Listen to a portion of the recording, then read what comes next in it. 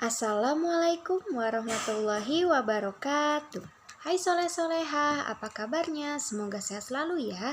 Nah, pada video kali ini kita akan melanjutkan pembelajaran yang kemarin. Hari ini kita akan masuk ke tema 1, subtema 4, pembelajaran 1, 2, dan 3, yaitu adalah hidup rukun di masyarakat. Nah, kalian bisa lihat bukunya, bisa dipersiapkan bukunya. Dan sebelum kita belajar hari ini, yuk kita baca basmalah dulu bersama-sama. Bismillahirrohmanirrohim. Selamat belajar. Pada pembelajaran kali ini, Ibu akan mengulang sedikit mengenai kalimat ajakan. Nah, sekarang boleh kalian lihat buku tematiknya di halaman 157. Di situ ada percakapan antara Putu, Tigor, dan Dito, di mana Putu yang mengajak teman-temannya untuk membersihkan got atau selokan yang ada di lingkungan rumahnya. Nah, seperti kalian lihat, boleh dibuka lagi halaman 158. Ternyata got atau selokannya itu besar sekali. Jadi mereka merasa tidak mampu kalau hanya bertiga saja untuk membersihkannya. Nah, dari teks percakapan itu yang seperti kalian lihat di halaman 157 sampai 158 boleh diamati ya. Nah, setelah kalian mengamati, mana yang termasuk kalimat ajakan pada teks tersebut? Yang mana coba? Ya, betul. Jadi, Putu mengajak teman-temannya untuk membersihkan got. Jadi, mana yang termasuk kalimat ajakan? Ya, yaitu bagaimana jika hari Minggu kita bergotong royong membersihkan got atau selokan. Nah, gitu ya. Itu salah satu contoh kalimat ajakan. Apakah kalian tahu lagi kalimat ajakan yang lainnya? Ya, kalimat ajakan itu diawali dengan kata apa? Ya, ada yang diawali dengan kata ayo atau ada yang diawali dengan kata mari. Nah, misalkan contoh kalimat ajakan yang lainnya, ya, ayo kita kerja bakti, atau mari kita membersihkan lingkungan bersama-sama. Itu ya, itu contoh kalimat ajakan yang lain. Selanjutnya, ternyata Nina dan teman-temannya juga sedang melakukan kerja bakti. Nina di tempat yang berbeda, Nina dan warga di sekitar rumahnya sedang melakukan kerja bakti. Kita akan menunjukkan mana kalimat perintah dan mana kalimat penolakan. Apa sih kalimat perintah itu? Ada yang tahu apa kalimat perintah? Ya, kalimat perintah itu hampir sama artinya dengan kalimat ajakan. Jadi, kita mengajak orang lain untuk melakukan suatu kegiatan. Itu yang disebut dengan kalimat perintah. Mungkin di antara kalian masih ada yang bingung. Kalimat penolakan itu apa sih? Kalimat penolakan adalah kalimat yang dipakai untuk menolak suatu ajakan. Terus, ciri-ciri kalimat penolakan itu apa saja sih? Nah, untuk ciri-ciri kalimat penolakan adalah sebagai berikut. Yang pertama, menggunakan kata maaf dan tidak. Untuk yang kedua, pada akhir kalimat ditandai dengan tanda titik. Untuk berikutnya, Ibu akan berikan beberapa contoh. Siti mengajak Doni untuk bermain ke rumah Vina nanti sore. Tetapi Doni tidak bisa dan mengatakan, "Maaf Siti, hari ini saya tidak bisa ikut bermain karena akan pergi membeli buku." Untuk yang kedua adalah percakapan Udin dan Edo. Din, besok kita berangkat ke sekolah bersama-sama ya. Udin menjawab, "Maaf Edo, besok saya tidak bisa karena saya akan diantar ayah." Itu tadi adalah pengertian, ciri-ciri, dan contoh kalimat penolakan. Satu hal yang harus kalian ingat adalah kalimat penolakan harus disampaikan dengan menggunakan bahasa yang sopan. Nah, tadi Dito, Putu, dan Tigor sedang melaksanakan kerja bakti di lingkungan rumahnya. Sekarang kalian boleh buka buku tematiknya halaman 159. Pada pembelajaran kali ini kita akan belajar mengenai nilai yang terkandung dalam sila Pancasila. Ibu mengingatkan kembali, kemarin juga kita mempelajari pengamalan atau nilai yang terkandung pada sila Pancasila. Ada yang ingat? Kemarin kita belajar nilai mengenai sila yang keberapa? Ya, betul. Kalau kemarin, pembelajaran kemarin kita sudah mempelajari nilai yang terkandung atau pengamalan pada Pancasila sila keempat dan 5. Kalau sekarang kita akan memahami nilai atau pengamalan sila pada Pancasila sila ke-1 dan sila kedua. Nah, di halaman 159 di situ ada sebuah percakapan yang sedang dilakukan oleh satu keluarga yang akan berangkat ke gereja. Tetapi di perjalanannya dia melewati orang yang sedang kerja bakti di lingkungan rumahnya. Maka mereka sekeluarga pun meminta maaf. Nah, boleh kalian lihat ya di halaman 159. Maaf, kami nanti terlambat mengikuti kerja baktinya. Kami akan pergi ke gereja terlebih dahulu.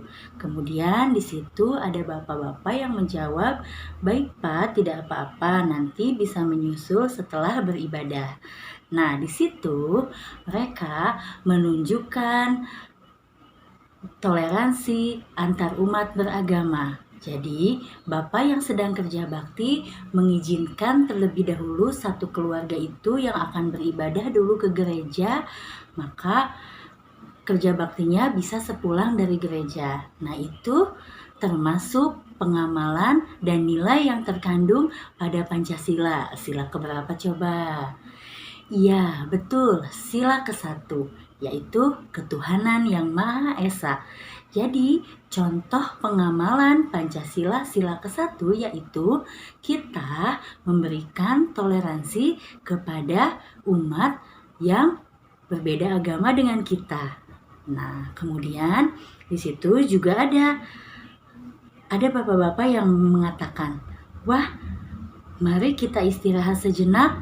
Nah, di situ juga menunjukkan bahwa mereka walaupun bekerja bakti, tetapi mereka juga berhak untuk istirahat. Nah, supaya kerja baktinya lebih semangat lagi.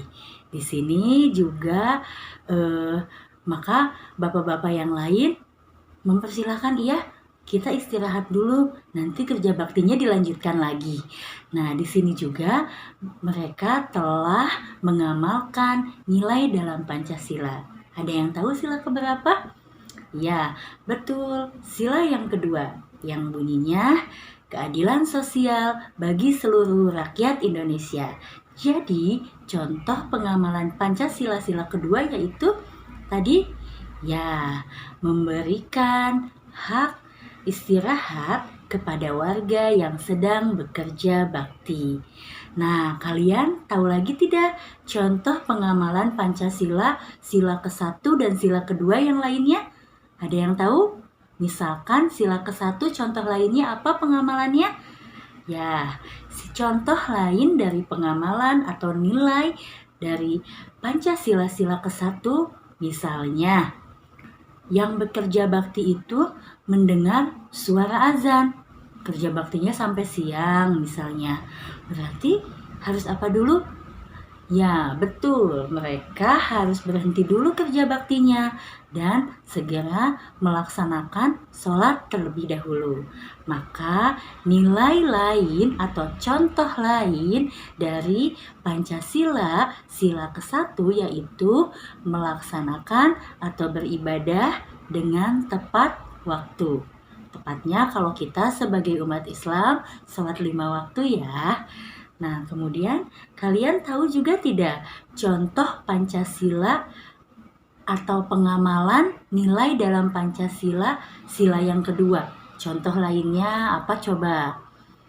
Nah, jadi karena kedua Pancasila ini bunyinya keadilan sosial bagi seluruh rakyat Indonesia, maka contoh lainnya bisa saja misalkan setiap warga mendapat tugas atau giliran kerja bakti. Jadi demi menjaga lingkungannya, semua warga tidak ada yang diam, semuanya adil melaksanakan kerja bakti untuk kebersihan lingkungannya. Nah, anak-anak, setelah tadi Nina mengikuti kegiatan gotong royong kerja bakti bersama teman-temannya, kita akan belajar dan menentukan jumlah dan selisih pada kedua bilangan. Tadi orang tua Nina dan orang tua teman-temannya sudah membuat kue, dan kue tersebut dimakan oleh peserta gotong royong. Kita akan coba hitung ya. Pertama adalah jumlah. Jumlah itu adalah penjumlahan, artinya ditambahkan. 356 ditambah 344. Kita akan coba hitung. 6 ditambah 4 hasilnya adalah 10. Maka yang ditulisnya adalah angka 0. Angka satunya kita simpan di atas angka 5. Maka 1 ditambah 5 sama dengan 6 ditambah 4 hasilnya adalah berapa anak-anak? Iya, betul sekali, hasilnya adalah 10. Maka yang ditulisnya adalah angka 0. Angka satunya disimpan kembali di atas. Kita tambahkan 1 ditambah 3 hasilnya 4, ditambah lagi 3 hasilnya 7. Maka penjumlahan 356 ditambah 344 adalah 700. Kita akan belajar selisih. Selisih itu artinya pengurangan. 356 dikurangi 344. 6 dikurangi 4 hasilnya adalah 2. 5 dikurangi 4 hasilnya adalah 1. 3 dikurangi 3 hasilnya adalah 0. Apakah perlu ditulis? Tidak, karena tidak ada lagi pembagi atau penjumlah. Maka 356 dikurangi 344 hasilnya adalah 12. Kita coba lagi untuk soal yang kedua. 508 dan 192. Kita jumlahkan dulu. 508 ditambah 192. 8 ditambah 2 hasilnya adalah berapa anak-anak? Iya, tepat 10. Karena saya 10, nolnya disimpan, satunya disimpan di atas ya. 1 ditambah 0 hasilnya 1, ditambah 9 maka hasilnya adalah 10 lagi jawabannya. Ditulisnya angka 0, satunya disimpan ke atas. 1 ditambah 5 hasilnya 6, ditambah 1 hasilnya adalah 7. Maka 508 ditambah 192 hasilnya 700. Kita belajar selisih lagi. Kita perhatikan 508 dikurangi 192. 8 dikurangi 2 berapa? Ya, hasilnya adalah 6. Nah, sekarang angka 0 dikurangi 9 bisa tidak? Ternyata tidak bisa. Karena tidak bisa, maka 0 ini akan meminjam dari angka 5. Jadi 0 ini ditambah angka 1, hasilnya adalah 10. Maka 10 dikurangi 9 adalah 1. Tadi yang 5 sudah dipinjam 1. Jadi angka 4 dikurangi 1 hasilnya adalah 3. Maka 508 dikurangi 192 hasilnya 316. Nah, anak-anak, setelah belajar tadi kita akan mencoba untuk mengisi di buku paket halaman 166. Di sana Ibu Nina membuat 95 kue bolu dan 120 kue lemper, kemudian dimakan 158 buah. Kita hitung dulu penjumlahannya. 95 ditambah 120, 5 ditambah 0 hasilnya 5, 9 ditambah 2 hasilnya 11. Maka yang ditulisnya angka 1 dan angka 1 di depannya itu disimpan di atas, dijumlahkan menjadi 2. Jadi 95 ditambah 120 itu hasilnya 215. Kita udah menemukan penjumlahannya. Sekarang tinggal dikurangi dengan kue yang tadi dimakan, yaitu 158. 215 dikurangi 158 yaitu 5 dikurangi 8, ternyata tidak bisa, maka meminjam jadinya 15. 15 dikurangi 8 hasilnya 7. Angka 1 tadi sudah dipinjam, maka dia akan jadi 0. 0 ini meminjam lagi dari angka 2, maka jadi angka 10. 10 dikurangi 5 hasilnya 5. Yang angka 2 tadi paling depan dia sudah menjadi angka 1, maka 1 dikurangi 1 hasilnya 0. Tidak perlu ditulis karena tidak ada yang perlu dijumlahkan lagi angka di depannya. Jadi 215 dikurangi 158 itu hasilnya 57. Begitu. Assalamualaikum warahmatullahi wabarakatuh, anak-anakku semuanya. Bagaimana kabarnya? Nah, Pak Reza sekarang lagi di kebun teh. Nah, sambil jalan-jalan di kebun teh, Pak Reza akan coba untuk menjelaskan kepada kalian materi pembelajaran untuk hari ini. Coba untuk disimak ya.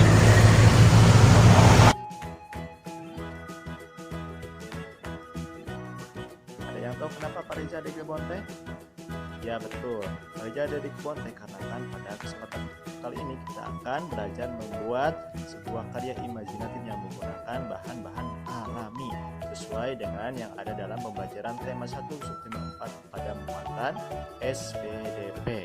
Oke, apa materinya? Yaitu karya seni mozaik. Sebelumnya, Pak Reza mau nanya, di sini ada yang suka menggambar, ada yang suka mewarnai, dan juga ada yang suka membuat karya-karya yang lain.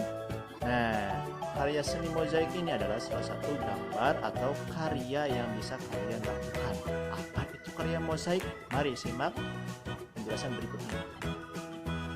Ya, karya seni mozaik itu apa? Karya seni mozaik adalah teknik pembuatan karya seni rupa 2 dimensi dengan cara menempelkan bahan yang berukuran kecil dengan perekat sehingga membentuk sebuah gambar. Ya, ada 2 jenis bahan yang dapat digunakan untuk membuat karya seni mozaik, yaitu bahan alami dan juga bahan buatan. Apa bedanya? Ya, contoh bahan alami yang bisa digunakan adalah seperti biji-bijian, kulit buah, bunga, batang, daun, batu, cangkang telur, dan kulit kerang yang berasal dari alam. Dan juga bahan buatan seperti halnya kertas, kaca, keramik, marmer, serta kain perca. Oke, sekarang Pak Reza akan mencontohkan membuat mozaik dengan biji-bijian. Yang dipersiapkan bahan-bahannya adalah kertas gambar, lem kertas atau lem kayu, biji-bijian, jagung, beras, dan biji kacang hijau. Ya, untuk langkah pembuatannya, yang pertama buat dulu sketsa gambar dengan pensil. Contoh ini Pak Reza akan membuat sebuah gambar jeruk. Langkah berikutnya, oleskan lem pada bagian yang akan ditempel dengan merata. Oke, setelah semuanya dilem, kemudian tempelkan biji-bijian sesuai dengan susunannya yang rapi ya, supaya hasilnya bagus.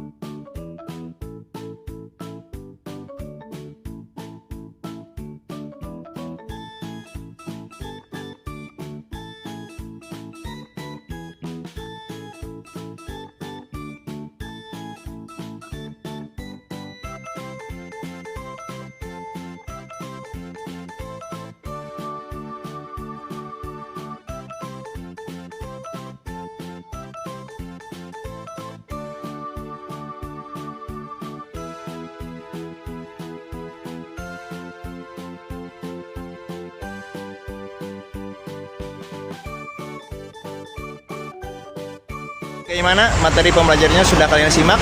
Nah, di dalam materi-materi tersebut silakan kalian pahami. Nah, untuk memperdalam pemahaman kalian, silakan kerjakan latihan-latihannya dan segera dikerjakan tepat waktunya supaya nilai kalian bagus semuanya. Terima kasih, sampai jumpa lagi. Assalamualaikum warahmatullahi wabarakatuh.